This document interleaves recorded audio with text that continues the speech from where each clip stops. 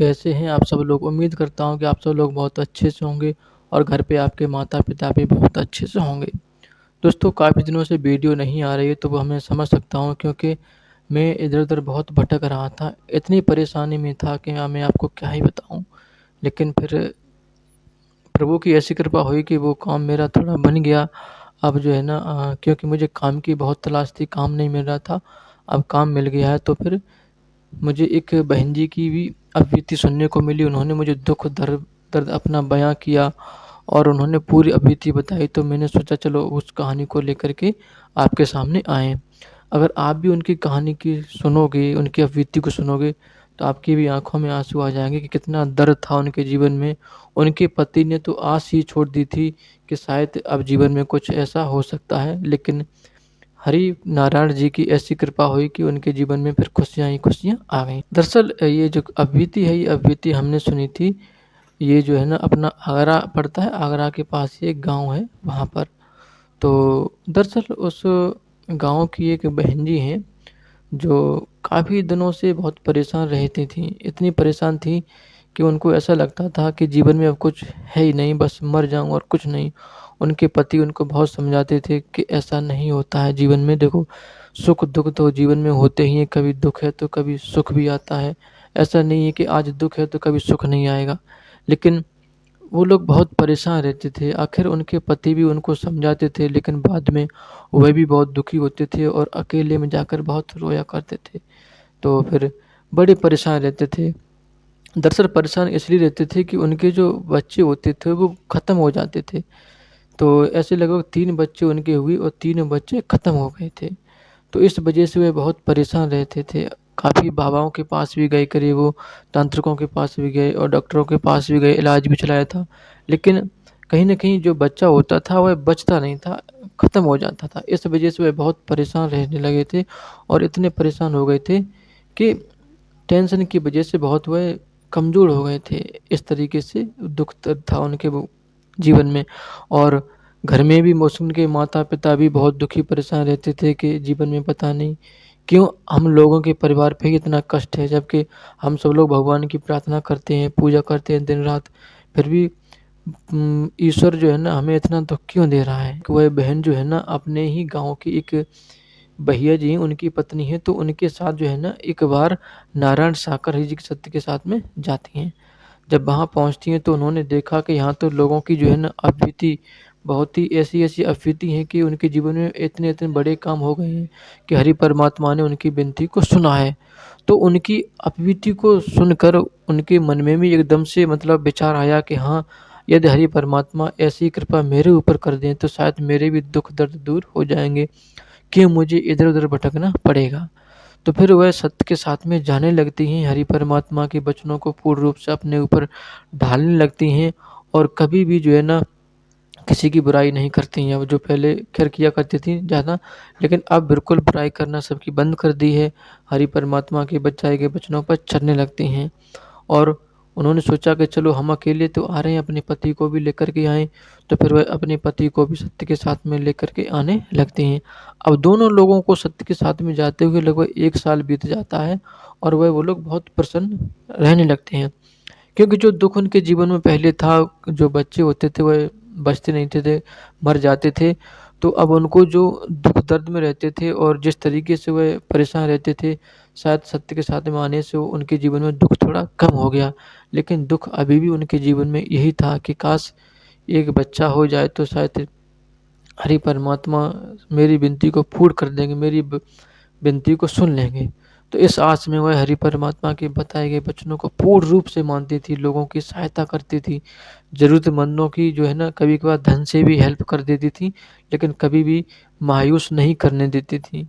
कभी भी अपने शब्दों से किसी को मतलब ऐसा नहीं बोलती थी कि लोगों को बुरा लगे, क्योंकि जीवन में देखो क्या है, अगर इंसान इंसान से अच्छे से बोल दे तो वह बहुत बड़ी बात होती है। लेकिन आज के जीवन में क्या है कि ज़्यादातर इंसान इंसान को जो है ना पसंद ही नहीं करता है।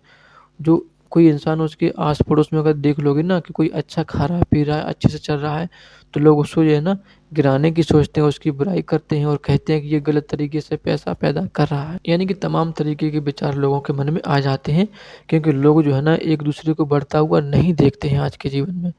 तो उनके मन में ऐसा छल कपट अब नहीं रहता, बिल्कुल भी हरि परमात्मा की भक्ति से अलग नहीं रहते थे। दोनों लोग बहुत ही मन से हरि परमात्मा की भक्ति में लीन हो जाते हैं।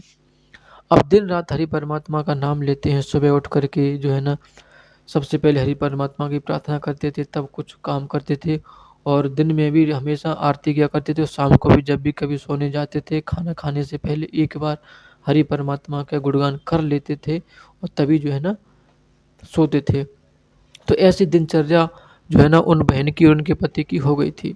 धीरे धीरे समय और गुजर गया, लगभग 2 साल हो जाती हैं, और 2 साल बाद उनके एक दिन बच्चा होने को आया, यानी कि डिलीवरी का टाइम आ गया। तो डिलीवरी का टाइम आ गया तो फिर उनके पति जो है ना उस बहन को हॉस्पिटल में ले जाते हैं। जब वहाँ पर उनकी डिलीवरी हुई तो डॉक्टर ने कहा कि शायद ये बच्चा आपका मुश्किल ही बचे, क्योंकि उसको होश ही नहीं आ रहा है। बहुत देर से इसको जो है ना होश में लाने की कोशिश कर रहे हैं, लेकिन होश में नहीं आ रहा है। पता नहीं क्या होगा, ये तो ऊपर वाला ही जाने। अब वह बहन बताती हैं कि वह बहुत रोती हैं, इतनी रोती हैं कि उनकी आँखों से आँसू नहीं रुक रहे थे। उनके पति भी बहुत रो रहे थे कि फिर से ये जो है ना प्रभु ने बच्चा तो दिया मुझे, लेकिन इस हालत का दिया कि अब क्या कर सकते हैं। अब डॉक्टर के ही हाथ में है और आपके ही हाथ में है प्रभु परमात्मा, अब आप ही कुछ कर सकते हो।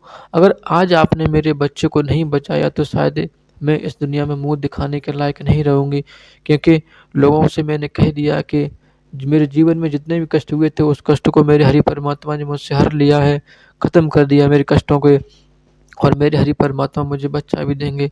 तो इस तरीके से मैंने लोगों से कहा है, अगर अगर ऐसा नहीं हुआ हे प्रभु तो शायद लोग मुझे जीने नहीं देंगे, लोग मुझे ताने मारेंगे कि देखो वह जो है नारायण सागर ही जी के सत्य के साथ में जाती थी, और फिर भी जो है ना देखो इसके साथ ऐसा हो गया। ये तो कहती थी कि नारायण सागर हरि जी ही इसके भगवान हैं, इसके प्रभु हैं, इसके कुल मालिक हैं, लेकिन इसके उन भगवान ने ही इसके बच्चे को देखो फिर से छीन लिया।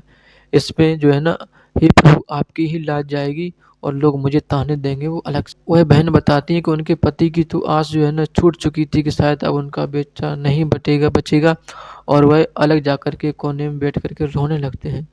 लेकिन डॉक्टर साहब आते हैं, डॉक्टर से हम कहते हैं कि हे डॉक्टर साहब मेरे बच्चे को बचा लो, मैं क्या कर सकती हूँ। मेरी हरि परमात्मा से ही विनती है कि आप जो है ना मेरे बच्चे को बचा लो। तो उन डॉक्टर साहब ने कहा कि रो मत, आपका बच्चा बिल्कुल स्वस्थ हो जाएगा, थोड़ा सब्र कर लो, ऊपर वाले का ध्यान रखो, अपने जिस इष्ट को आप मानती हो उनका ध्यान रखो, वह इष्ट वह प्रभु आपके बच्चे को ज़रूर ठीक करेंगे, और थोड़ा आप सब्र करो, रो मत। तो उन डॉक्टर ने मुझे जो है ना दिलासा दिलाया कि हाँ आपके बच्चे को जो मैं बचा लूँगा। तो तब कहीं जा कर के मुझे शांति मिली, और फिर भी मेरी आँखों से आँसू नहीं रुक रहे थे, बहुत रो रही थीं, और इस तरीके से रो रही थीं कि काश कुछ हो न जाए मेरे बच्चे को। और रोते-रोते लगभग 4 दिन हो जाते हैं, और 4 दिन बाद फिर मेरे बच्चे को होश आया। तो ये बहन बताती हैं कि जब 4 दिन बीत जाने के बाद मेरे बच्चे को होश आया, तो मैं बहुत खुश हुई, मेरे पति भी बहुत खुश हुए, और इतने खुश हुए कि वह फिर से हरि परमात्मा से कहने लगे कि हे प्रभु परमात्मा, आप रक्षा तो अपने भक्तों की करते हो, लेकिन बहुत देर से करते हो। ऐसा लगता है कि भक्तों से शायद आपका विश्वास उठ जाएगा, तब तक आप शायद प्रार्थना नहीं सुनते हो। लेकिन हे प्रभु हे परमात्मा, आप प्रार्थना सुनते हो और बड़ी देर से सुनते हो, लेकिन जल्दी सुन लिया करो। चलो आपने जब सुनी, लेकिन हमारी प्रार्थना तो सुन ली। और फिर वह अपने बच्चे को खुशी खुशी घर पे ले आते हैं, और आज उनका बच्चा हंसता खेलता घूमता फिरता खेलता है, और वो दोनों लोग बहुत प्रसन्न हैं, क्योंकि आज उनका बच्चा जो है ना 3 साल का हो चुका है, और उन्होंने ये अपनी पूरी कहानी बताई। तो इस कहानी को सुनकर मुझे भी बहुत दुःख हुआ, बहुत मैं भी सोचने लगा कि बताओ कैसे-कैसे लोगों के जीवन में दुःख आते हैं, लेकिन दुःखों को झेल कर भी जो इंसान अच्छे से चलता है, घूमता-फिरता है, वही तो जीवन है। क्योंकि बहुत से ऐसे इंसान हैं कि जीवन में ज़रा-सा भी दुःख आया तो जो लोग हैं ना अपनी आस छोड़ देते हैं, टूटने लगते हैं, और खुद को ही बहुत से लोग ख़त्म कर लेते हैं। लेकिन उन्होंने ऐसा नहीं किया, क्योंकि वह बताती हैं वह बहन कि उन्होंने जो है ना खुद को ख़त्म करने की कई बार कोशिश की, लेकिन उन्होंने बार-बार फिर उनके पति जो है ना उनको दिलासा दिलाते थे। फिर वह अपने आप को खुद भी जो है ना कहती थी कि चलो देखते हैं शायद जीवन में फिर से कुछ हो जाए, क्योंकि ये पूरा जीवन डला है, कुछ नहीं है, अभी तो शुरुआत ही है।